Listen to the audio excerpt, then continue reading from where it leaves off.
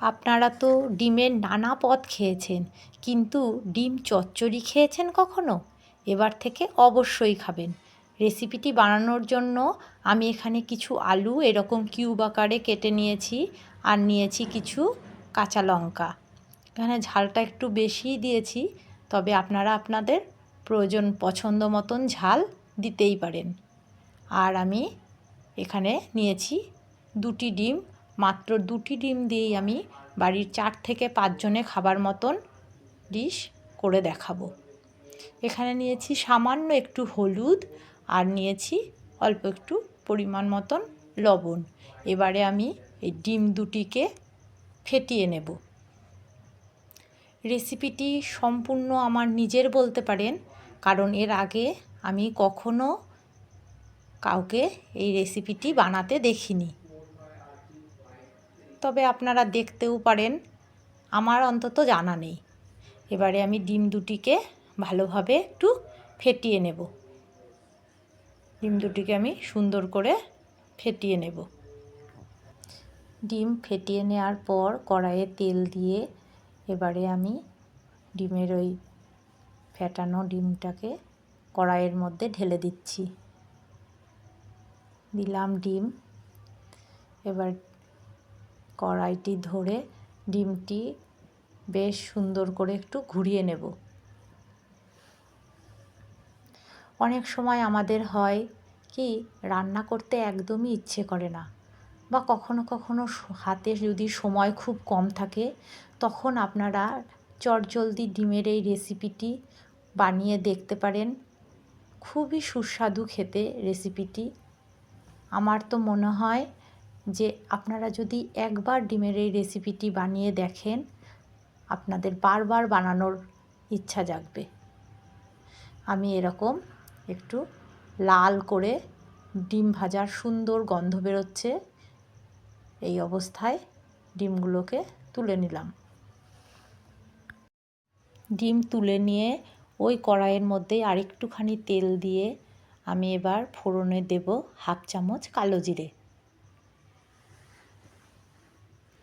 এবার তেলের ওপরে দিয়ে দেব যে আমি আলু আর কাঁচা লঙ্কা চিড়ে রেখেছিলাম, সেই চেরা কাঁচা লঙ্কা ও আলু তেলের ওপরে দিয়ে দিলাম।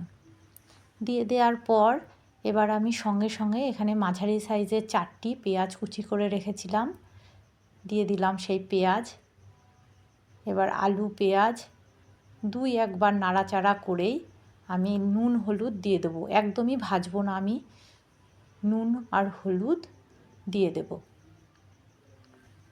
এখানে আলু একদম ভাজা যাবে না, আলু পেঁয়াজ সবই কাঁচা কাঁচাই থাকবে, শুধু নুন হলুদের সঙ্গে একটু মেখে নেব।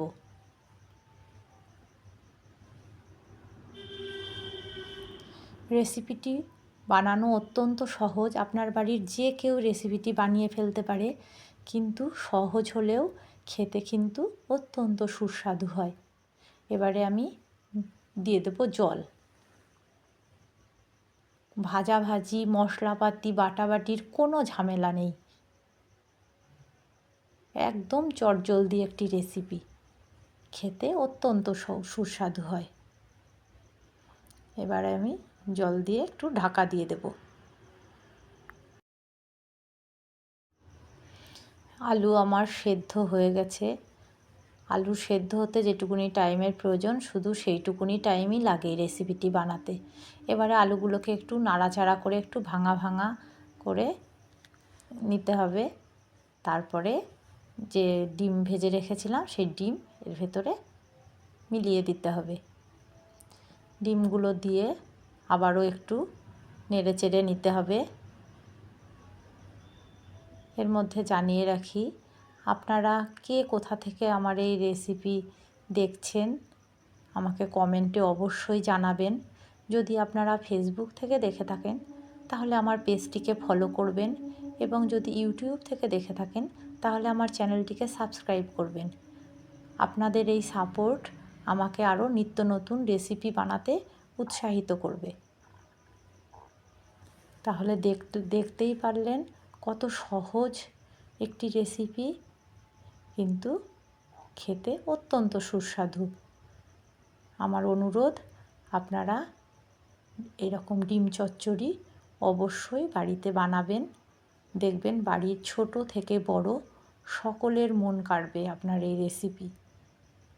তাহলে আজকের মতন এই পর্যন্তই। আবারও দেখা হবে অন্য কোনো দিন নতুন কোনো রেসিপিতে।